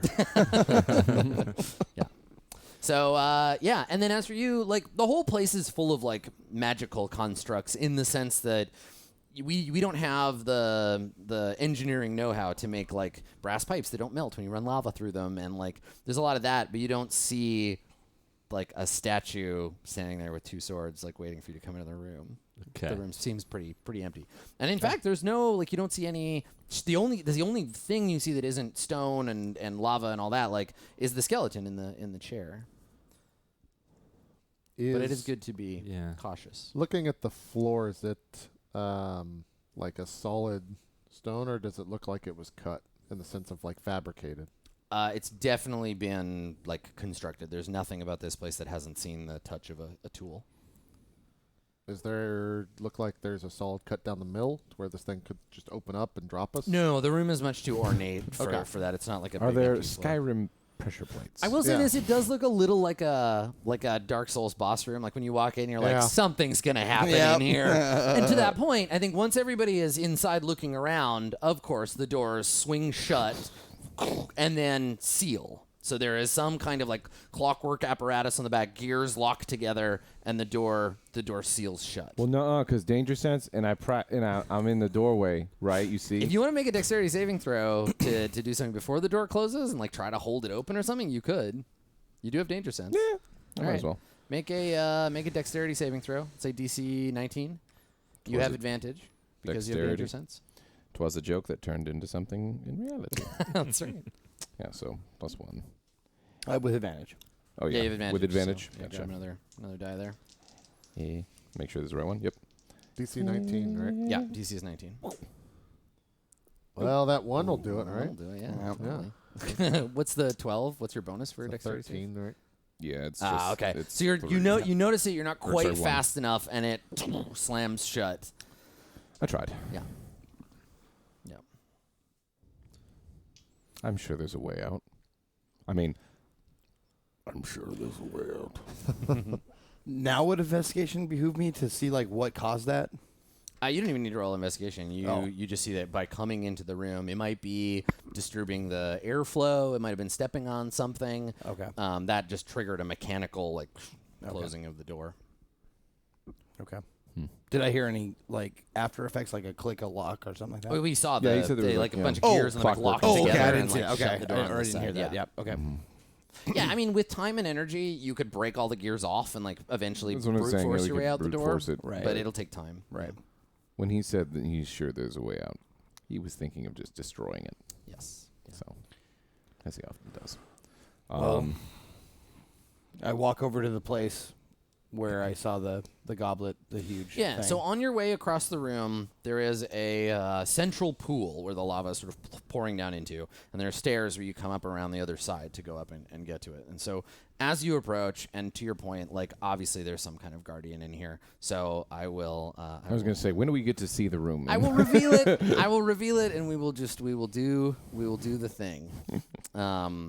So let me place all of you... It's a big room. In the room here. And I wonder, I think I gotta go. Yeah, I still can't make it bigger or smaller. I know, yeah, I can't either. You can scroll. Thankfully, it's at Oh, a yeah, decent default view where you can still kind of... So we open up to this room, this multi-chambered like vault, and as you can see, like here, there's this pool of lava, and then way up here is the big pile of treasure up at Yeah. the top. Yeah. So up here is the treasure. Here's the lava, and as you expected, Ramus, as you approach, you hear something begin to move up out of this pool of lava. A vaguely humanoid, I guess it'd be like a dwarven figure made out of metal and obsidian, begins to stride up out of, it's like reverse the end of Terminator 2, like raising up out of the lava. The lava's flowing off of it in molten like rivulets, and it comes forward, and it has like a big sword in one hand and a shield on the back of its arm, and it starts to come up out of the lava to deflect the intruders. So I imagine that all of you are kind of like around, like here, like into the room a little ways, And then I think that, yeah, you're kind of headed over that way, so let's spread you out a bit. So I think this is kind of where we are. Is that when showing things things that we should begin. not be seeing? No, it's cool. I mean, it is, but they're fine. They're Okay. fine. So let's. I And mean, also- this thing is going to try to murder you. It is coming up out of the lava to kill you. So let's roll initiative. We don't have control of our characters or whatever. I think you might now. You might now. You should be able to move them around on. Yeah. Uh, Also, you know what? There's maybe this I need to shadow. There's a shadow of Berg. There's Shadowberg up here. I'll refresh just and see. No, that's the only Berg there is. I beg to differ. I see Shadowberg, but it's not. He's not. Yeah, on I know. here. You might I need know. to refresh. I'll just ignore Well, it. we can move stuff around on the. That's on the fine. board, Yeah, right? yeah. We can move Okay. around. So let's have everybody. think Let's that's have what you everybody were roll saying, too. initiative. I am going to open the initiative tracker, and I'll move it. I guess we can just move it on here. It's a Let me cool redo. room. Yeah, I might not be able to move it. Yeah, it's fine where it is. Okay. All right. So I'm going to start There we go. with the Refresh Vault it. Guardian. And actually, here, let me add everybody to the turn, and then I'll get everybody to start rolling. That's fine. Decide. Yeah, if somebody wants to start rolling, go ahead and. Yeah, go ahead, Zeke. Mine? Okay. Mm-hmm. Let's see. Remember to click your token. No, I'm just kidding. Yeah, right. Yeah, now you don't have to. Okay. My initiative modifier is 4. 8 total. All right, so 8 for 10 pillars. Yep. And who? You have advantage to roll too. I do, yeah. So let me roll another one. 16. That would be 17. And then is that another? That's another 16. 16, yeah, you So rolled two 17. 16s. 17 for Berg. Yep. Okay. Okay. Or do you want me to go next? Okay. All right. So I'm gonna roll for the Vault Guardian, who has a plus. Nope, sorry, a -1. Big slow lummox. I got a 12 for the Vault Guardian.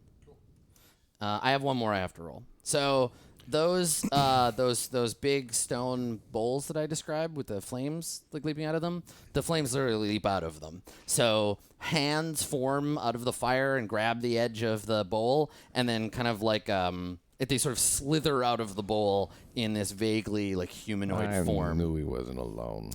So you see two of these creatures, and they got a +3 for their initiative. So One of these days we're gonna go into a big foreboding 7. room like this, and nothing's gonna happen just because he wants to fuck with us. yeah, that's very true. I would do that. That sounds like something I would do. We'll go next. Real quick. 'Kay. I've never used this before because I don't know if it ever applies. So Oh no! at level 7, I get a thing called Remarkable Athlete. Yeah. And it says you can add half your proficiency bonus, round up to any strength, dexterity, or constitution check you make that doesn't already use your proficiency bonus. Is that added to initiative? I have no idea. Because I've never looked at it before, but I've always wondered. I think so. Let's say yes for this roll, and then we'll figure it out. Okay. What's that called? I'm gonna make a note. Remarkable Athlete. Okay. So it would make my initiative 8 instead of 3. Yeah, I'll check. Okay. All right. It's just weird, unclear D&D language about what's a check and what's not. Right. What is that, a 13? Yep. Yeah. Yep. So I 13 plus 8. Yeah. 21. 21. Okay. All right, Ramus. Right. 8 plus 2, so 10. 10 frames. Okay. All right. So, thankfully, this thing is not. They're not making any effort to be like stealthy or secretive or anything. So you have time to react. So Maharib, you see this thing rising up out of the central lava pool, lava running off of it. It draws a sword and begins looking around at these interlopers. So, what would you like to do? Let's see how far I am from this thing. I think I'm within 30. You're going to have to be the one that probably measures all this, Adam. Yeah. Okay. Let me just add one more thing. Sure. The vault itself. Okay. So, what do you want to measure? How far? How far am I from the big mech thing? I think I'm 25. Oh, okay. There's stairs, right? Yeah, if you go down these stairs, and then you got to hop over this like lava. But yeah, you can get to within 5 feet of it. Okay, then yeah, let's just go do that. I jump down, run down the steps, jump across the lava, and get right before him, Okay. in front of him. Okay. So you want to run to. Let's move you from here. You want to go like here. Yeah. You can't stand there. That's lava. the But- floor's hot lava. You can stand here, though. Yeah, that could still hit him, right? Yeah, because you're within 5 feet. Yeah, that works. Okay. And then I'll do my 3 attacks with the Wicked Edge. So. Excellent. So I'm rolling at a +10 on all of these. It's just 3 attacks. So cool. Attack 1. That's a 22. Yeah, you hit. And then it's a D8. Which one is a D8? Triangle. This one? Yep, that one. That's Yep. a D8. D8 plus 7. Was that a 1? Mm-hmm. So 8 damage. I will use the wound. So if you want to mark 1 on him. Okay. Cool. Second attack is that a 4? 14? 14. 24. It's hit Mm-hmm. for, again, 8 damage. Jeez, dude. Yeah, I'm rolling really bad on damage. Third and final attack for the round. Is that a 1? Ooh, God, crit fail. fail. Good Okay. fail. So Lot the of ones. first 2 hits, you slam your axe into it, cracking its outer armor shell, lava like dripping from it like blood. The third hit, it brings its arm up and like deflects the blow. Yeah. Okay. Cool. Okay. So on initiative order 20, the vault itself gets to take an action. Now there are already 2 fire elementals on the board, so I don't need to do anything with them. Okay. So is anyone standing? Everybody kind of is within 5 feet of lava. Okay. So a bubble of magma erupts from one of these squares. I think it'll be this one, so it hits you 2. Yeah. Right, Ramus and 10 pillars. So if you guys can, for me, make I need you to make a saving throw. Ramus, you'll go first. So It's a saving throw of what? boom, there's our fire. Yeah, that lands. Okay. The saving throw is a dexterity save. Okay. Dexterity saving throw. I feel like we should have just pop her. I was burn just things. thinking that. Just Yeah. thinking that, yeah. Just a flat 10. 10. Yep. Yeah, 10. And what did you get? I have evasion, Ah, nice. so Yeah, it's saved for half. Obviously, Ramus, you failed, but you're going to take half damage anyway. Okay. okay. Yeah, because you're immune to fire or whatever. Fire resistant. Waiting for them to turn the camera if they want. Nobody wants to see you roll, Zeke. Can we, what's the DC? I don't have to tell you that. No, I know you don't. Roll the damn dice. There we go. 6 plus. 6 plus 8, 14. 14? Okay, Yeah. all right. So you both fail. Okay. But you're still going to take half damage, and so are you. Right. I need, like, a lot more D10s. Can I have 5 more? Jeez. D10s. These D10s? I hate the idea of you triangle damaging me with my own dice. Are these like Yeah, Those are percentile die? D10s. Yeah, these guys. He has give me another the one. ones with the... Just Just the single. Yeah, because it'll be less confusing for the camera. Okay, Sorry, here you these go. are theirs. Hmm. Okay, so I need 6 total. 1, 2, 3, 4, 5, 6. Here's another Give me one. that one back. I'm good. Oh, you're good. Okay. All right, here we go. So you both take half of 60, this. You'll take Yikes. half this damage. Okay. All right, 10, 19. This was a 3, 22. 29. 34, I think. Or a 33. 40. 40. Yep. Yeah. There you go. So you take 20 damage each, 20 fire damage. Jeez. As this just bubble of magma just goes whoop, poof, and pops and splatters you with hot magma. All right, liquid hot magma. Berg, it is your turn. Chug that pot. Yeah. So it's a full action to drink a potion. Right. So you also have your bonus action, which you could fly into a rage if you Yeah. want, or ignite your hammer. Fly into a rage and drink the potion, I think, would be the most prudent. Angry drinking. We've all done it. Yeah. Okay. So Berg rage. All right. It is added to the list. Okay. All right. So you are now resistant to fire for an hour or until something dispels the effect. So if you take fire damage, you take half. Mm-hmm. And because of your rage, now you have half damage and a bunch of other stuff. Yep. Do you want to move? Yeah. I think I'd move up to the Vault Guardian. Yeah. Okay, so Flanking you it probably on this you side. can stand. Yeah, stand over here. Yeah. That makes sense. Okay. All right. So you leap over 2 little rivulets of magma and land next to this thing. And the heat radiating off of it is immense. It's still up to its waist in lava. And it's just like glowing with heat and just swinging sword around and you're ducking and running. Now out. that I took the potion, it's like, it's nice. Yeah, it Kinda doesn't. nice. You don't feel the heat as much. Okay. So You don't feel the heat. the Vault Guardian's turn begins, and anyone who is standing within 5 feet of the Guardian The dumb move. I Raise should your have hand, moved. Berg. is going to take some damage. Me. I just didn't want to leave you on your onesies. Yeah, no, I appreciate it. Okay, so you take. Both of you will take this in fire damage. So 6, 7, 8, 9. 9 fire damage. Okay. So you'll take 9. You obviously take 4, just from the heat. Okay, and then let's see. I think it's just going to attack. So it can make 2 attacks with its sword. 1 against Berg. So Berg, here's the first attack for you. A 19. Yeah.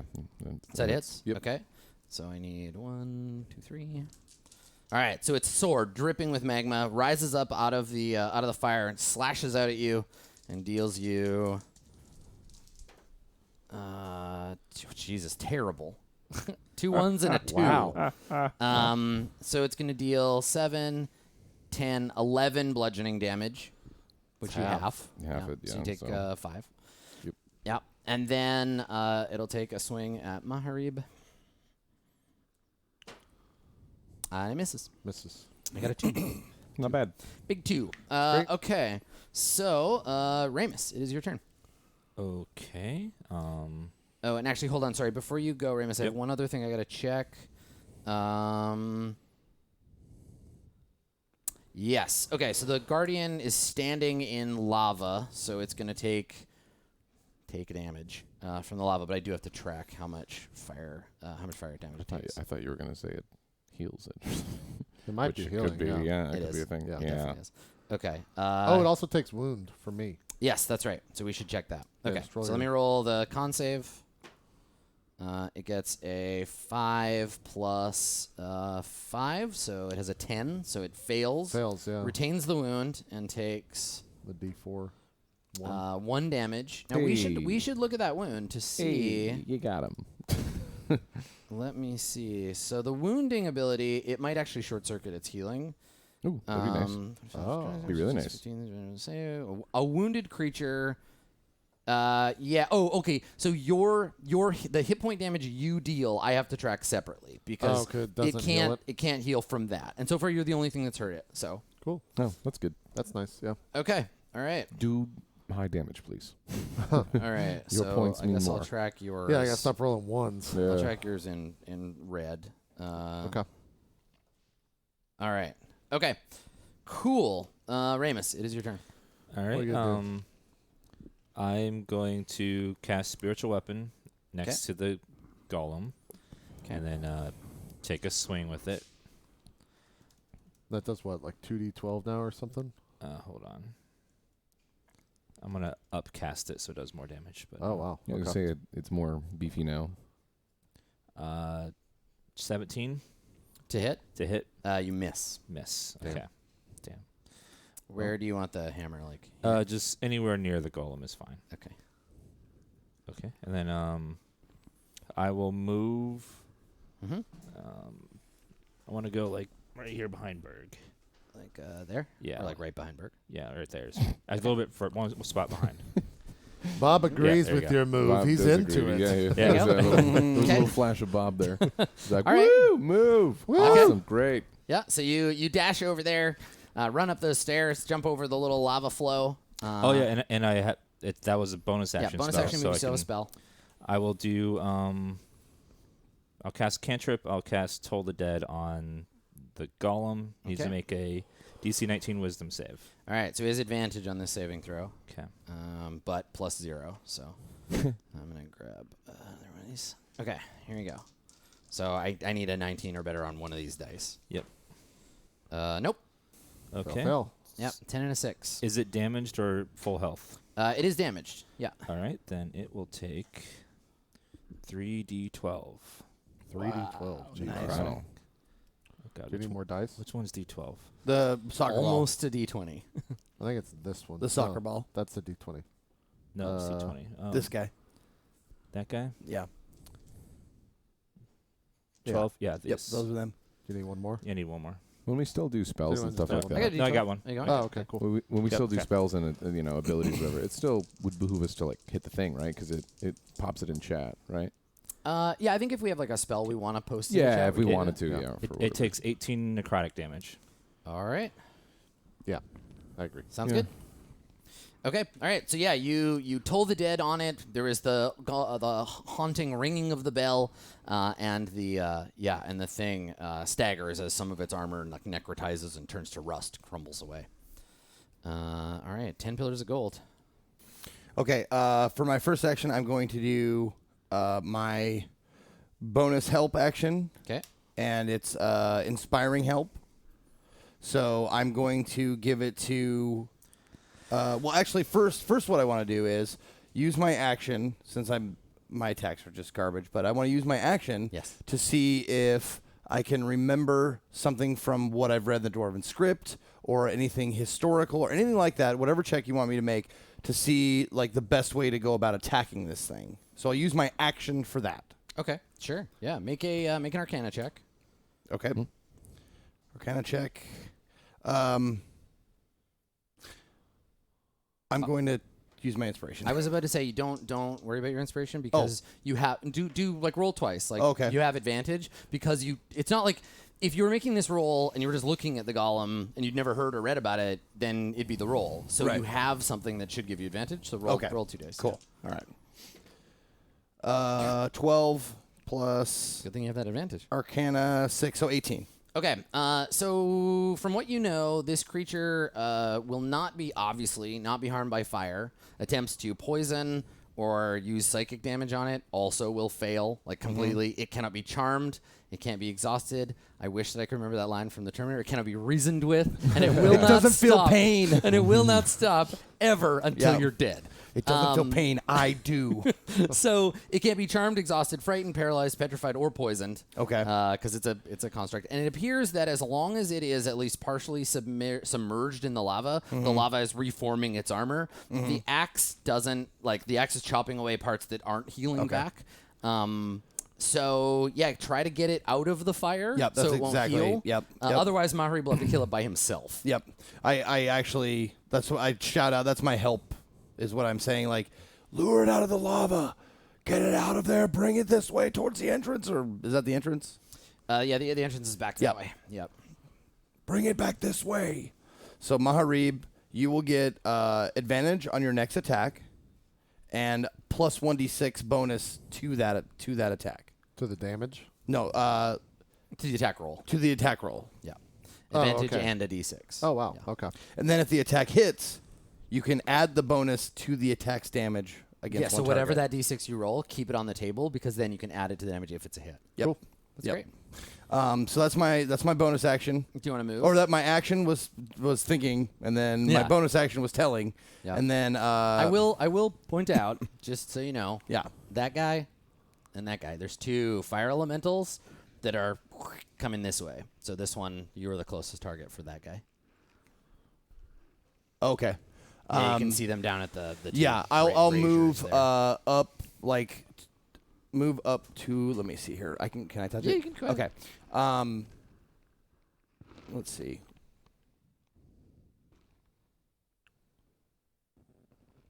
Okay, there we go. I can move over there. That's where I'm going to move to, right behind that pillar. Okay. Right behind one pillar of gold. One pillar of stone. There so you go. like there. Yep. Okay. Yeah. So you run, get that pillar there, and then that's your turn. Yep. All right. So let me check how far these elementaloids go. Okay, they have a 50-foot movement speed. Yeah, so do they fly or do they? I need you to hit him with 10 pillars of cold. Ooh. I was hoping I had something frosty, but I got nothing, buddy. All right. So there's that one, and then that one. Okay, all right. So yeah, flowing almost like water over the surface of the ground, these fire elementals, they take on kind of like a carpet shape where they drop to the floor and burn along the floor. and then reform next to you three, right? You can see them. They pop back up. They remind me of Gooigi, but fire. Yeah, exactly. Hot Gooigi. All right, so Maharib, 2 attacks where they lunge out to try to grab you and burn your ass. Gotcha. So +6 to hit. What's your armor class? 21. Okay. All right, so I have 15 or better. So here's number 1. There's that 15. Nice. Okay. So Well rolled. you are I going suppose, to take sure. 2d6 +3 fire damage. Okay. Okay, so 6 fire damage. Okay. You are on fire now. Oh, fun. And then the other one attacks. So same to hit bonus, 15 or better hits. Nope, second one doesn't hit you. Okay. So yeah, it's not even like slapping you or punching you. It just wraps like wreaths of flame around you, and then you're on fire, and it hurts real bad.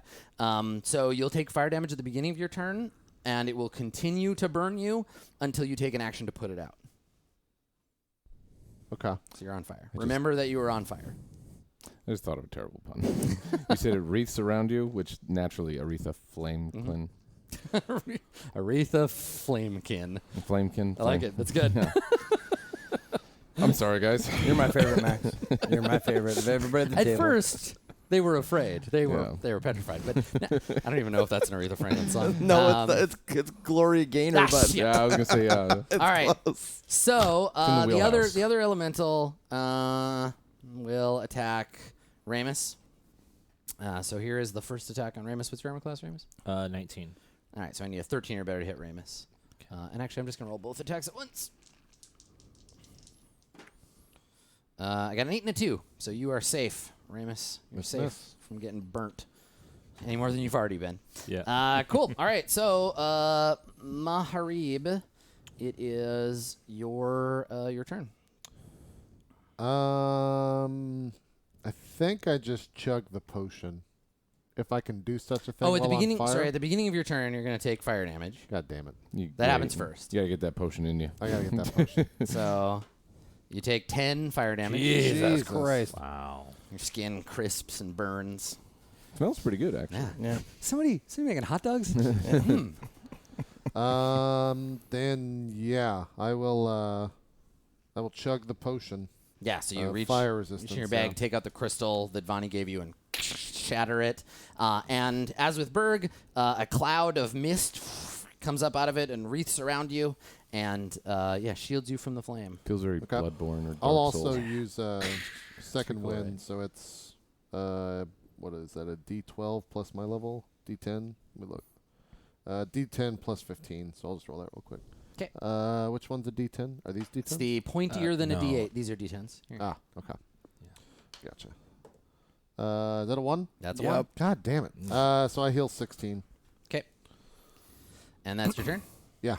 All right. So last turn, I used the magma bubble, so I can't use that one again. So this time, I think... If you make that pillar fall on me, I'm going to be so upset with you.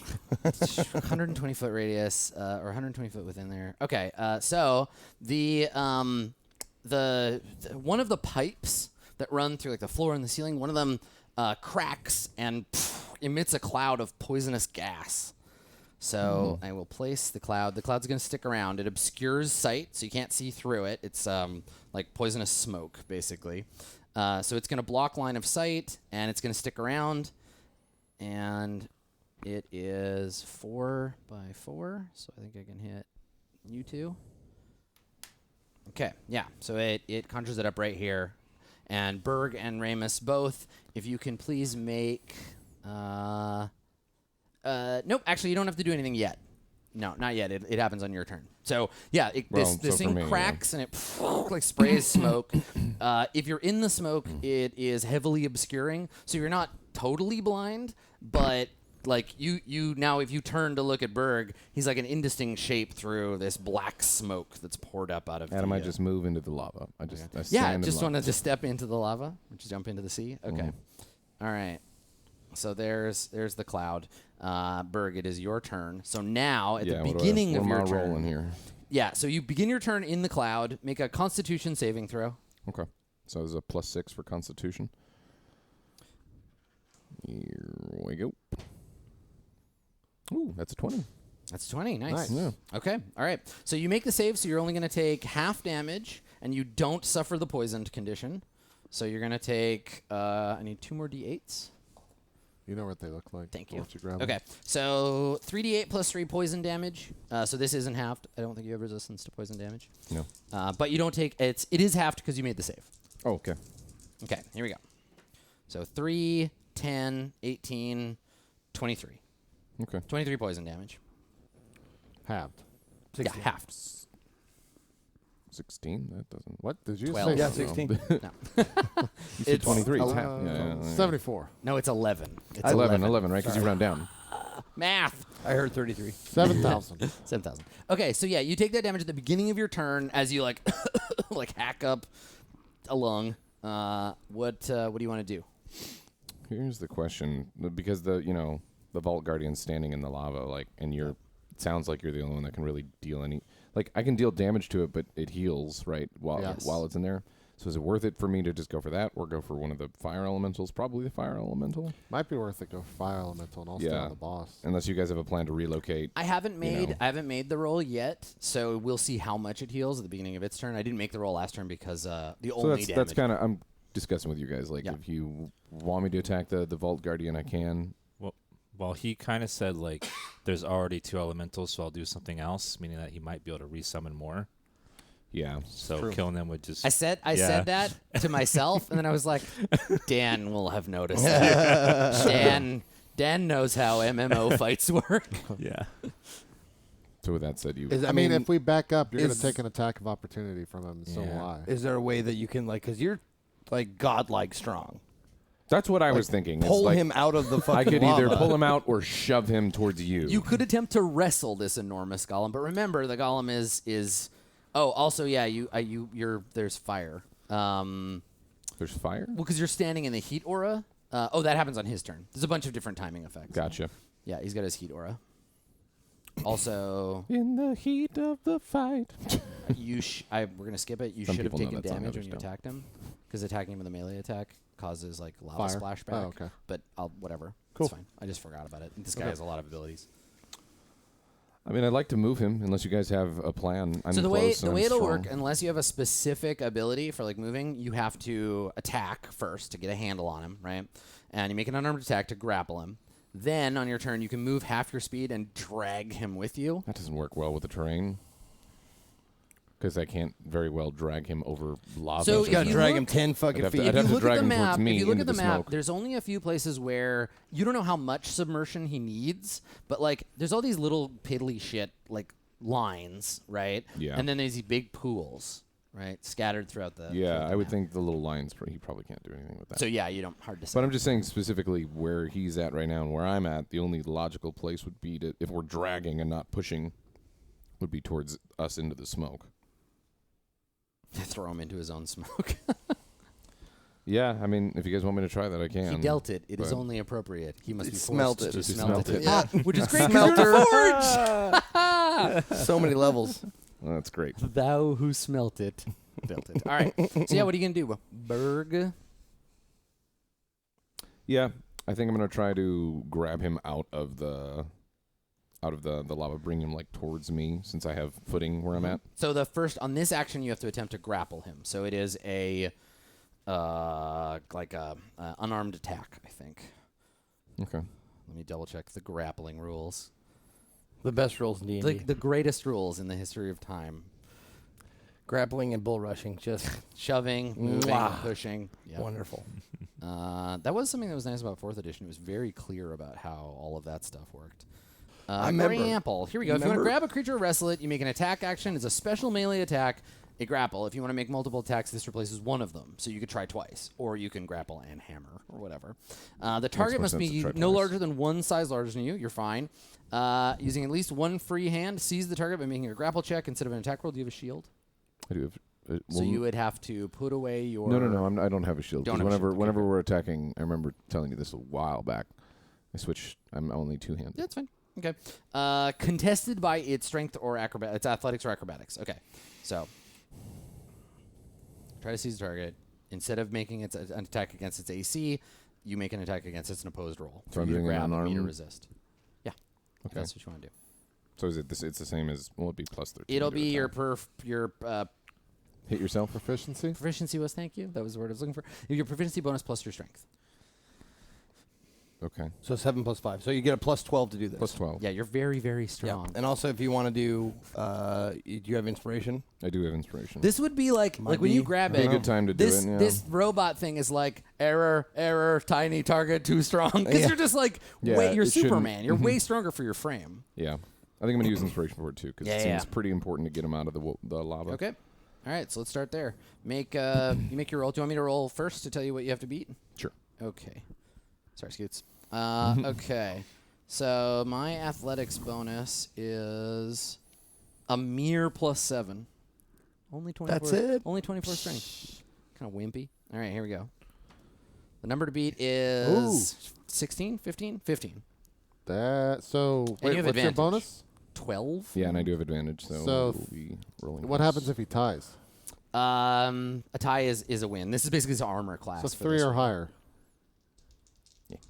Yeah, just don't get them both lower than 3. A Crit. 2 20s. 2 crits. Holy shit. There you go. What? Well, You what's just great pull is- his top off like, oh, shit. Well, what's great here is that you lunge out and you get your arms around him, and immediately your skin just like starts burning, That's right? crazy. So you're gonna take damage from touching him, but you don't. It doesn't hurt as bad because you have the magic. I So think it might be time for the Berg roar. you're taking Yeah. you're taking. Driving this fucking huge thing. Let's see. Here we go. It's 3. I think it's 3d6 And you're on fire fire. damage. Yeah. Okay. All right. So you take some fire damage. Do I get to like attack this guy as he goes out of attack of opportunity? No, range? moving a moving. target. Yeah, I'm doesn't- just like flailing doesn't on do the it. side. Okay, here we go. So you take 12, so 6 fire damage, and your skin starts to blister and like your hair curl and burn away as you like grab the guy. And then you actually have another attack. So if you want to just hit him with your hammer while you're doing that, you're welcome to do so. That's fantastic. Yeah, I mean, So you just I might grab him as with well. one hand and bang, hit him with the hammer. You move when I say move.